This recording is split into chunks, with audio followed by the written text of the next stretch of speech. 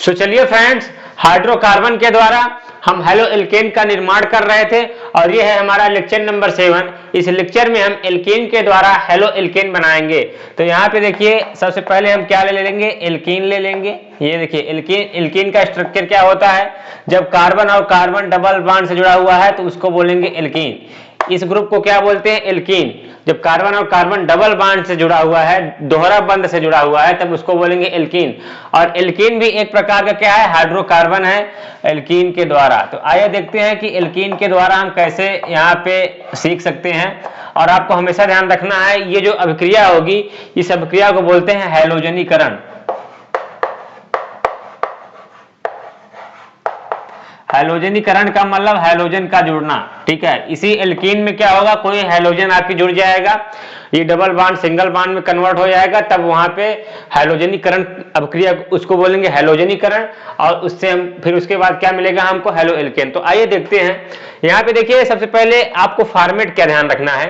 यहाँ पे कोई एल्कीन ले लीजिए आप, ये देखिए ये कोई एल्कीन है सिंपल, ठीक है। ये कोई एल्कीन है, कार्बन और कार्बन डबल बॉन्ड जुड़ा हुआ है, तो ये कोई एल्कीन होगी। यहाँ पे HBr या HX कोई भी ले सकते हैं। HX का मतलब क्या है, हाइड्रोजन के हैलाइड या हाइड्रोजन ब्रोमाइड, हाइड्रोजन क्लोराइड, या इसको आप हेलो अम्ल भी बोलते हैं।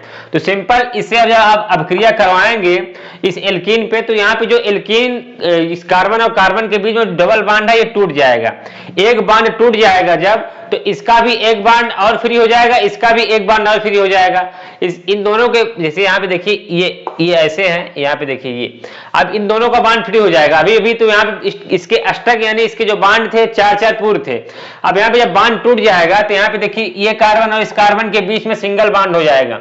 और ये बॉन्ड तो ऑलरेडी से कंप्लीट हुए थे, ठीक है, ऑलरेडी ये बॉन्ड थे और यहाँ पे कार्बन और कार्बन के बीच में सिंगल बॉन्ड हो गया। अब यहाँ पे देखिए एक बॉन्ड इसका फ्री हो जाएगा, एक बॉन्ड इसका फ्री हो जाएगा, सिंपल।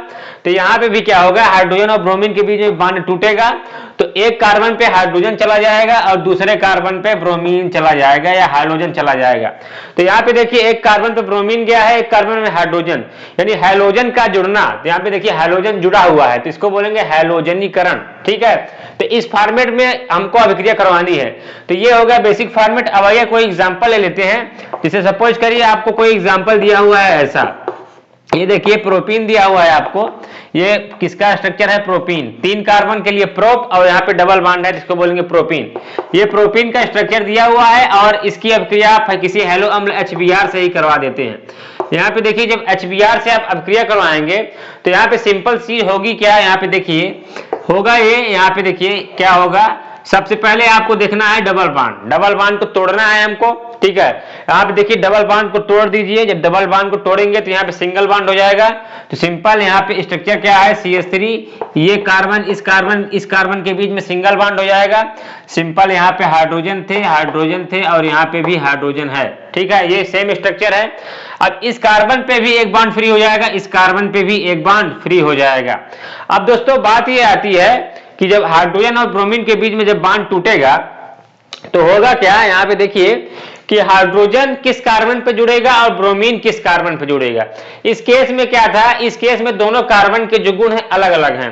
यहाँ पे देखिए इस कार्बन पे एक ही हाइड्रोजन है और इस कार्बन पे डबल है, 2 हाइड्रोजन है, और इसका गुण अलग होगा, इसका गुण अलग होगा। जाहिर सी बात है, ये कार्बन 2 हाइड्रोजन से जुड़ा हुआ है, ये कार्बन जो है इस कार्बन से जुड़ा हुआ है, और ये कार्बन एक मिथिल ग्रुप से जुड़ा हुआ है और एक हाइड्रोजन से जुड़ा हुआ है। दोनों के जो गुण होंगे वो अलग अलग होंगे। तो यहाँ पे अब बात यह आती है कि हाइड्रोजन को किस कार्बन से जोड़ा जाए और ब्रोमीन को किस कार्बन से जोड़ा जाए। इस प्रॉब्लम के सॉल्यूशन के लिए एक वैज्ञानिक है मार्कोनी काफ। तो मार्कोनी काफ ने एक नियम दिया और उनके नियम के अनुसार क्या कहा जाता है कि हाइड्रोजन उस कार्बन से जुड़ेगा जहां पे हाइड्रोजन की संख्या अधिक होगी, और ब्रोमीन उस कार्बन से जुड़ेगा जहां पे हाइड्रोजन की संख्या कम होगी। तो हाइड्रोजन की संख्या किस कार्बन पे अधिक है, इस कार्बन में अधिक है, 2 हाइड्रोजन है, और इस कार्बन पे एक ही हाइड्रोजन है। तो हाइड्रोजन वहां जाएगा जहां पे हाइड्रोजन की संख्या अधिक है, तो इस कार्बन से आप हाइड्रोजन लगा दीजिए, और ब्रोमीन वहां पे जाएगा जहां पे हाइड्रोजन की संख्या कम है। ये कौन बोला, ये मार्कोनी काफ नियम के अनुसार बोला गया, आपको हमेशा ध्यान रखना है। तो ये जो हुआ है, ये हुआ है मार्कोनी काफ नियम के अनुसार।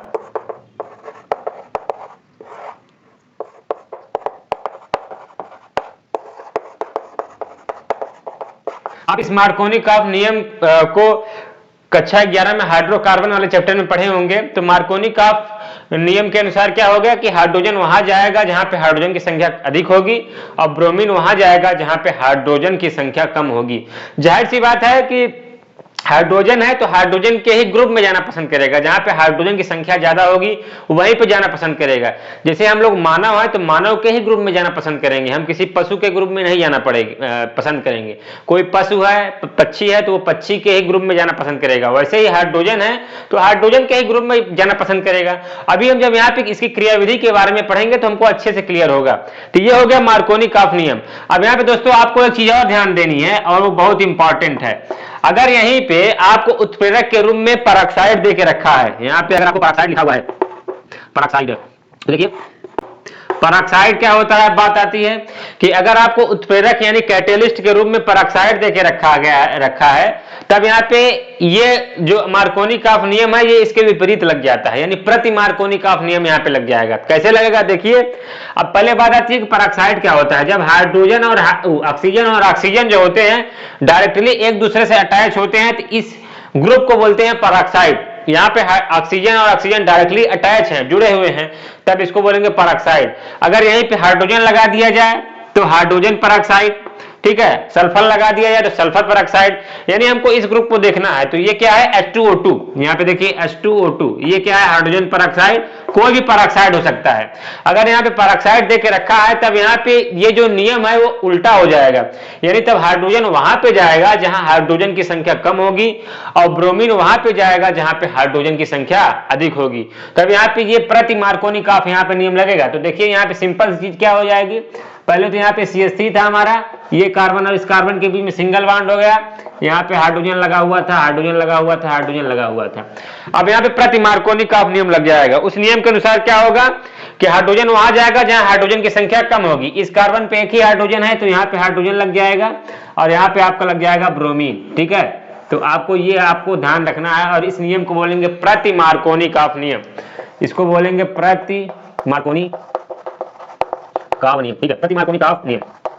ये आपको हमेशा ध्यान रखना है, इसको मार्कोनी-काफ नियम और इसको प्रति मार्कोनी-काफ नियम।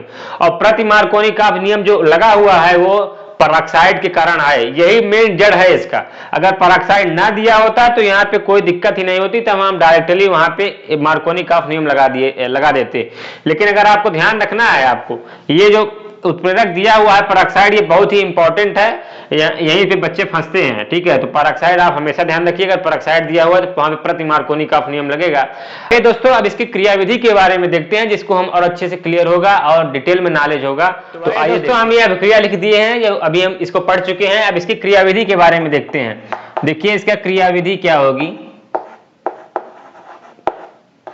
इसकी क्रियाविधि हम कैसे पढ़ेंगे। यहाँ पे 2 स्टेप होंगे, ठीक है। स्टेप नंबर 1, यहाँ पे देखिए स्टेप नंबर 1 में क्या होगा कि ये जो HBr है, यानी जो आपका हैलो अम्ल है, ये HBr कह सकते हैं, हाइड्रोजन के हैलाइड कह सकते हैं। तो ये जो HBr है पहले इसको तोड़िए। यहाँ पे देखिए होगा क्या कि H और Br, यहाँ पे आपको चीज हमेशा ध्यान रखनी है कि यहाँ पे 2 इलेक्ट्रॉन जो होते हैं एक बॉन्ड बनता है, 2 इलेक्ट्रॉन के द्वारा एक बॉन्ड बनेगा। एक इलेक्ट्रॉन यहाँ पे होगा, एक इलेक्ट्रॉन यहाँ पे होगा, 2 इलेक्ट्रॉन से एक बॉन्ड बनता है।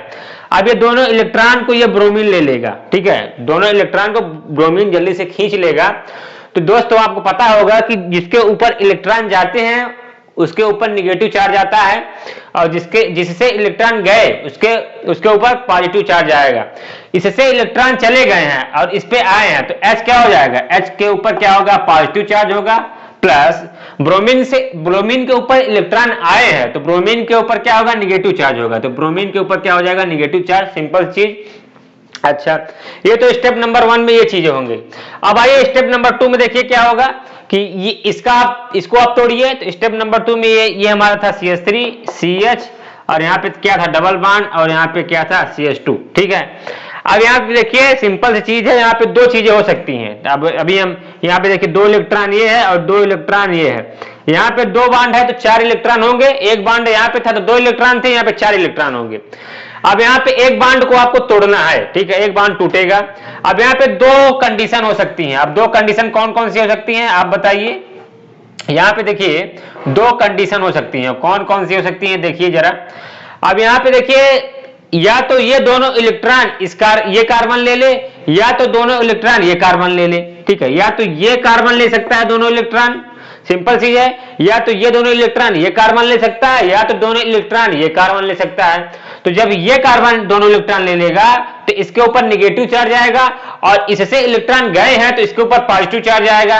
तो यहां पे क्या हो जाएगा CH3, ठीक है। फिर इस CH के ऊपर से इलेक्ट्रॉन चले गए हैं तो यहाँ पे क्या आएगा, पॉजिटिव चार्ज आएगा, और इसके ऊपर इलेक्ट्रॉन आए हैं, यहाँ पे सिंगल बॉन्ड हो जाएगा, ठीक है, CH2, और इसके ऊपर से इलेक्ट्रॉन आए हैं तो यहाँ पे क्या हो जाएगा, निगेटिव चार्ज। सिंपल चीज है, सिंपल चीज है।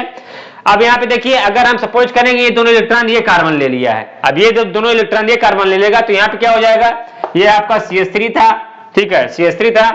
अब यहाँ पे देखिए ये क्या है, CH3, ये है CH, और CH का मतलब क्या है, इसके ऊपर इलेक्ट्रॉन आए हुए हैं तो ये हो जाएगा निगेटिव, और ये आपका क्या हो जाएगा CH2, और CH2 के ऊपर से इलेक्ट्रॉन गए हैं तो ये हो जाएगा पॉजिटिव, ठीक है। ये इतनी चीजें आपको कंफर्म हुई। अब यहाँ पे दोस्तों ध्यान में क्या रखना है आपको, देखिए यहाँ पे इसको बोलते हैं कार्ब धनायन। आप कक्षा 11 में पढ़े होंगे, जब किसी कार्बन के ऊपर पॉजिटिव चार्ज आ जाता है तो उसको बोलते हैं कार्ब धनायन, इसको बोलते हैं कार्ब धनायन, इसको बोलते हैं कार्ब धनायन, ठीक है, सिंपल चीज। और इसको बोलते हैं कार्ब ऋणायन,